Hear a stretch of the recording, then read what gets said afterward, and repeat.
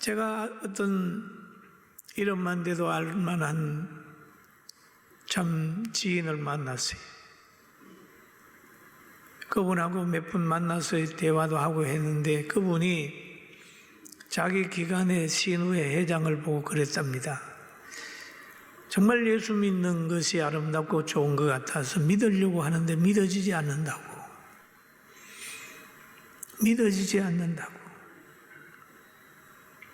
여러분, 믿어진다고 하는 것은 하나님의 역사요, 축복이요, 은혜요, 신비입니다. 할렐루야. 믿어지는 거야. 하나님의 은혜 주시지 아니하면 가룟 유다처럼 3년이나 같이 따라다녀도 예수님을 주님이라고 고백하지 않고 라비어 그렇게 얘기를 하는 거예요. 물이 변하여 포도주가 되는 걸 보면서도 예수님을 하나님의 아들로 귀한 분으로 믿지 않는 사람들이 있었습니다. 죽은 나사로를 살려내는 걸 보면서도 구주라고 고백을 하지 않은 거예요. 오병이의 기적을 베풀어서 물고기 2마리, 보리떡 5개로 수많은 사람을 먹이신 예수님을 보면서도 구주로 고백하지 못하는 사람들이 있습니다. 그렇게 은혜를 받고 체험을 했음에도 선동자의 미혹을 받아서 예수님을 극형에 치해야 된다고 빌라도 법정에서 고래고래 소리 지른 사람도 있습니다. 성령으로 아니하고는 그리스도를 주시라 할 수 없으니 우리도 성령을 통해서 예수님 잘 믿고 복받은 사람의 반열에 서기를 주의 이름으로 축원합니다. 그러면 여기에서 반석 위에 교회를 세우리니라고 하는 말을 하죠. 너 바른 고백을 했으니까 그냥 있으라고 하는 게 아니라 반석 위에 교회를 세우라 라는 얘기를 하죠. 너는 베드로라, 너가 반석 위에 교회를 세우리니 은부의 권세가 이기지 못하리라 라고 얘기를 합니다. 너는 베드로라, 너가 반석 위에 교회를 세우리니. 여러분, 반석은 불변의 진리입니다. 바로 예수 그리스도입니다. 바른 고백입니다. 바울 사도는 예수님을 교회의 머리라고 말씀하셨어요. 머리라고. 근데 교회를 하나님이 세울 때 보면 여러 직분자를 세우는 거예요. 사람이 태어나게 되면 여러 가지 기능을 가지고 태어나잖아요. 하나님이 눈을 만드셨고, 코를 만드셨고, 손과 발을 만드셨고, 속에 있는 모든 기능을 주어가지고 그 기능이 활발하게 잘 되므로 온전한 사람이 되는 겁니다. 그런 것처럼 그리스도의 몸된 교회도 하나님이 주시는 여러 직분과 기능이 있습니다. 고린도전서 12장에 보면은 이렇게 말하지요. 하나님이 교회 중에 맺을 세우셨으니 첫째는 사도요, 둘째는 선지자요, 셋째는 교사요, 그 다음은 능력을 행하는 자요, 그 다음은 병 고치는 은사와 서로 돕는 것과 다스리는 것과 각종 방언을 말하는 것이라 그랬습니다. 그 다양한 은사를 줘가지고 그리스도의 몸된 교회를 세워가는 겁니다. 여러분 중에 한 분도 필요 없는 분 없습니다. 다 하나님은 교회 필요해서 불렀습니다. 아무 일을 하지 않고 앉았다가만 간다고 할지라도 그 사람에게도 하나님이 사명이 있습니다.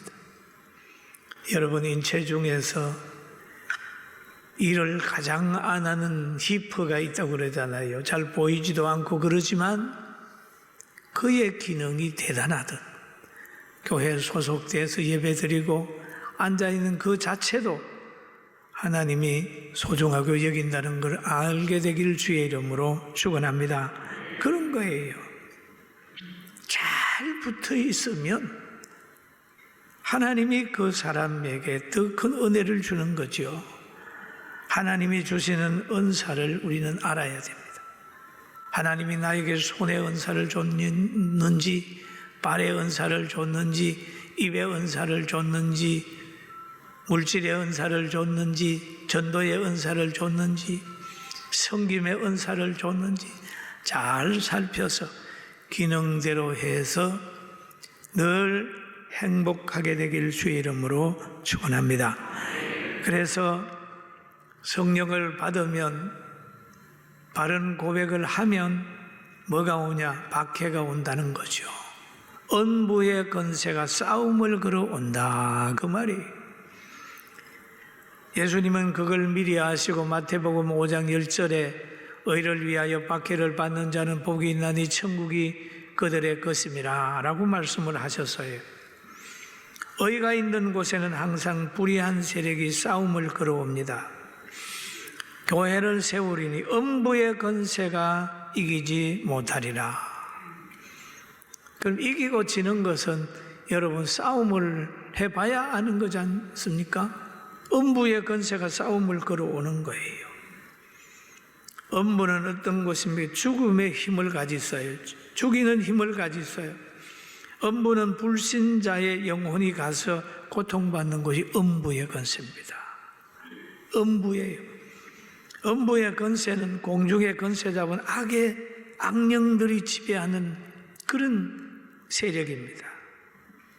무신론도 음부의 세력이고, 공산주의도 음부의 세력이고, 쾌락도 음부의 세력이고 그렇습니다.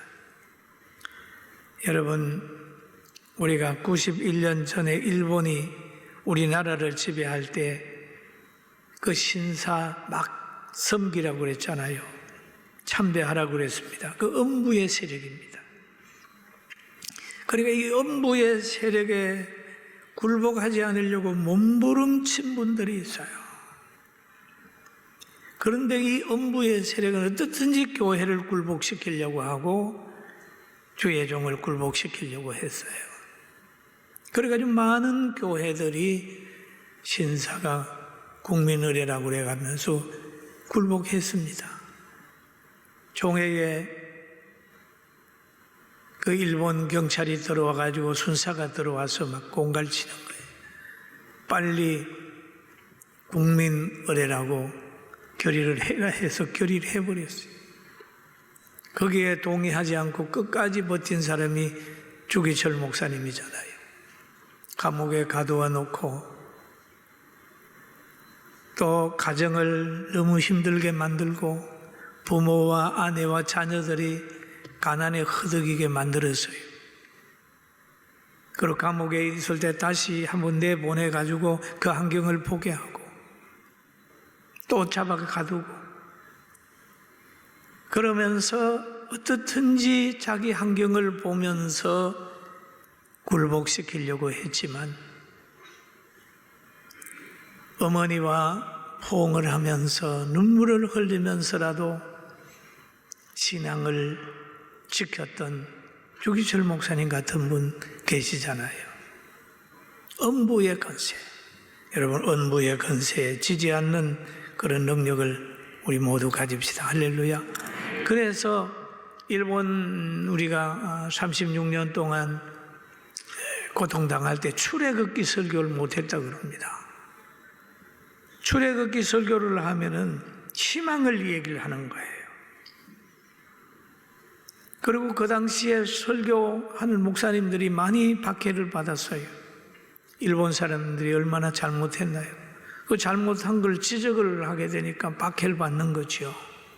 출애굽기를 보면서 우리도 희망이 있다. 하나님이 택한 백성 우리를 언젠가는 구원해 준다라고 하는 설교를 하면 그걸 막았습니다.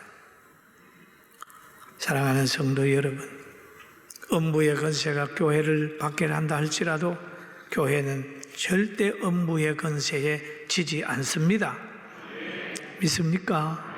그리고 또 한 가지 보니까 교회는 신비한 능력과 권세를 가지고 있다.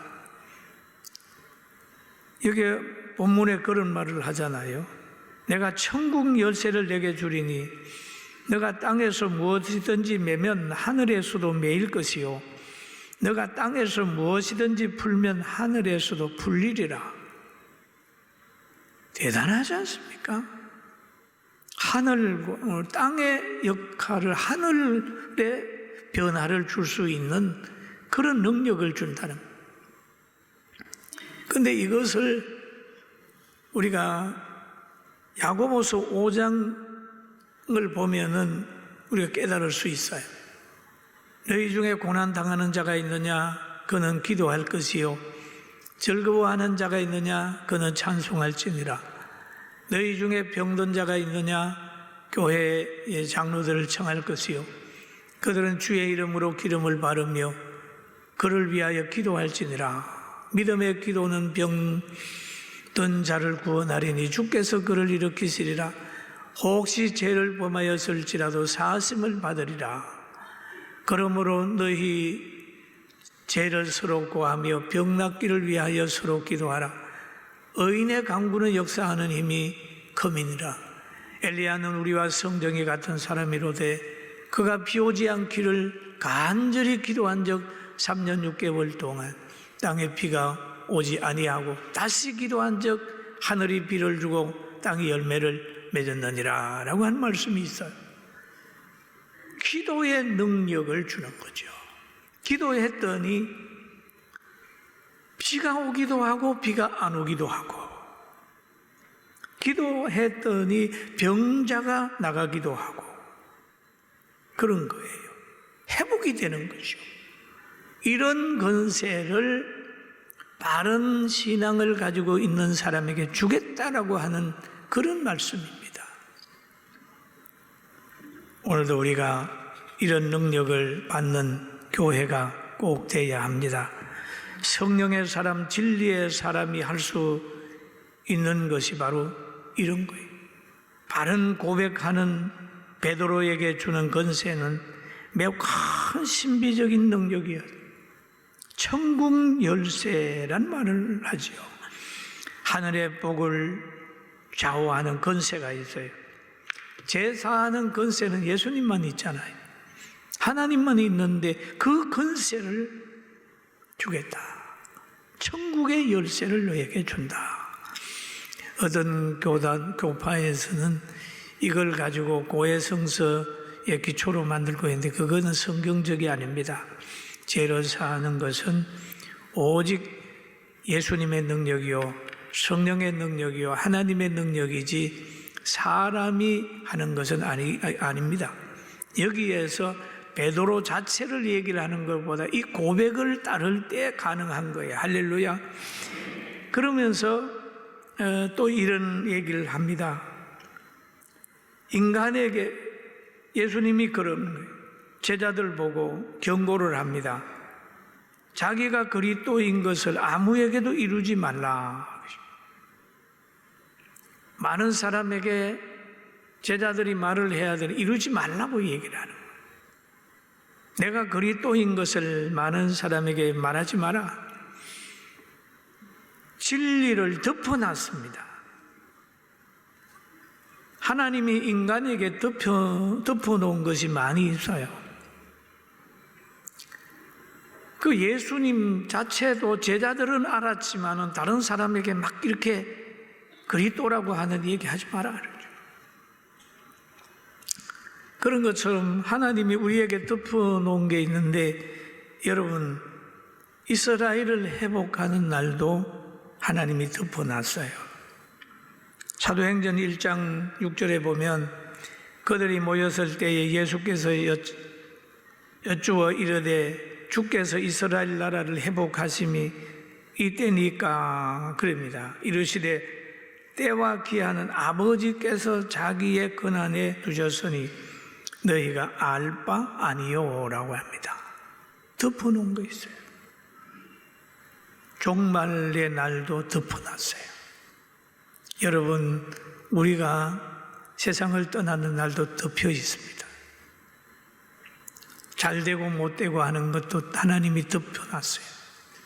우리 민족의 미래의 예측은 하지만은 확실히 몰라요. 왜? 하나님이 덮어놨습니다. 여러분, 덮어놓은 것을 알려고 하는 것보다는 항상 깨어 있으면 그날이 오는 것을 예측하게 되고 그날이 오는 걸 대비하게 되고 피할 길을 준다는 사실을 믿게 되길 주의 이름으로 축원합니다. 그리고 또 보면은 바른 고백을 할 때에는 하고 난 후에는 예수님이 고난의 복음을 주는 거예요. 고난의 복음. 여러분, 우리가 결혼하는 사람이 결혼하기 전에는 자기 가정의 어려운 문제나 또 같이 힘써야 될 문제를 얘기를 안 하잖아요. 그러나 결혼해서 마음이 통하고 함께 서로를 잘 안 다음에는 가정에 된 일이나 될 일들을 생각하면서 비전을 공유하게 되죠. 그런 것처럼 이 제자들이 주는 그리스도시요 살아계신 하나님의 아들이라고 고백을 한 후에 예수님께서 그때부터 고난의 복음을 얘기를 합니다.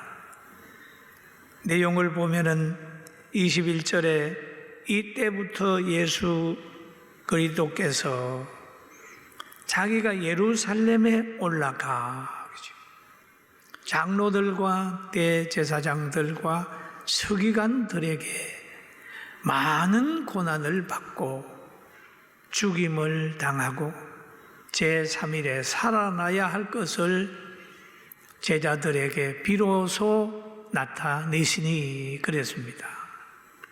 이때부터 바른 고백을 한 그때부터 여러분, 교회도 마찬가지입니다. 직분자가 되면 그때부터 하나님의 요구가 다릅니다.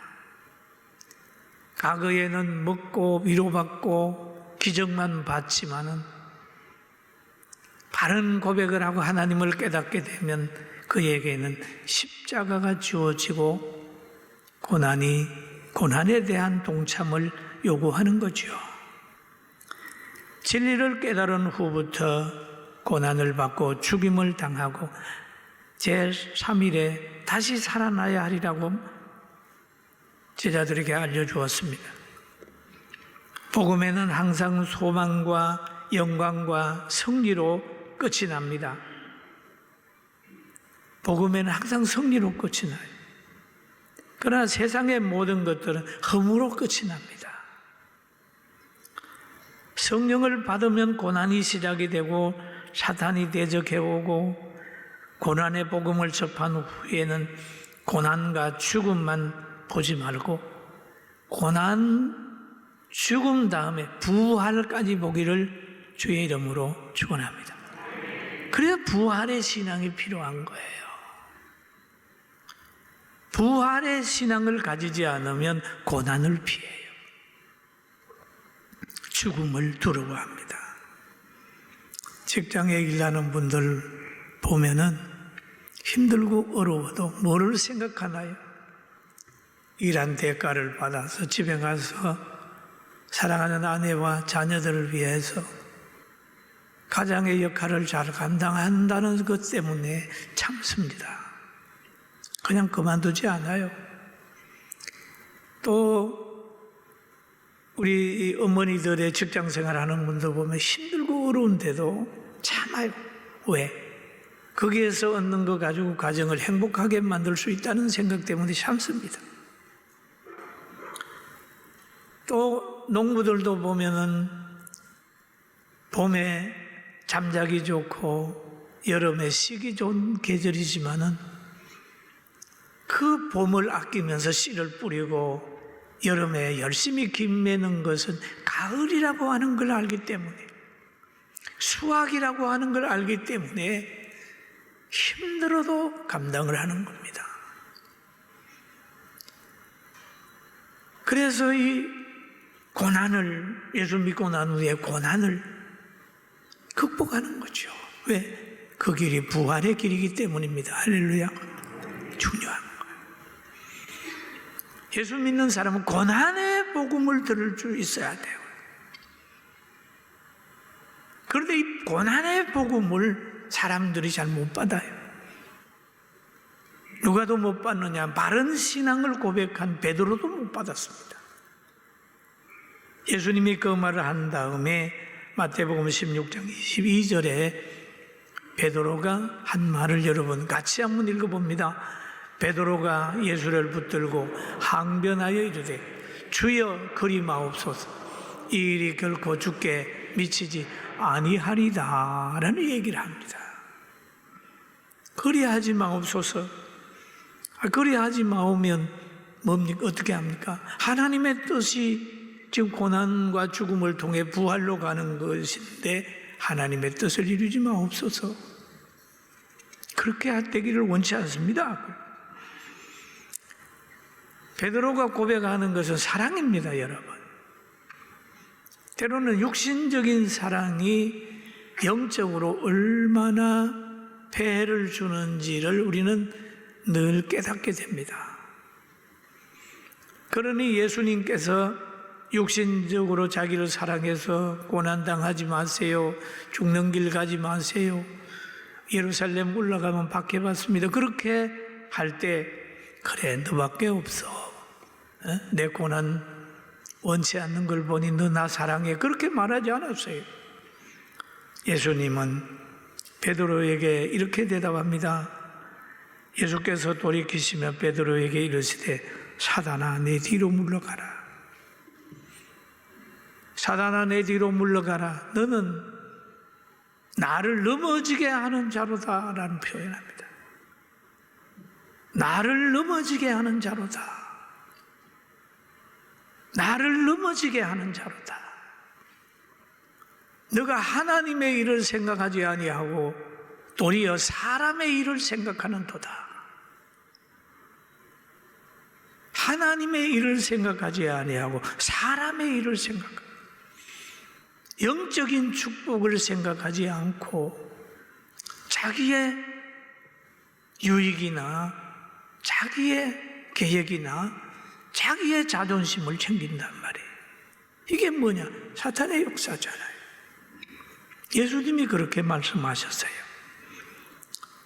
사탄의 역사, 사람을 넘어지게 하는 것이고, 오늘날도 교회는 성도를 육신적으로 보호하려고 하다가 보니까 지금 예배도 양보하게 되고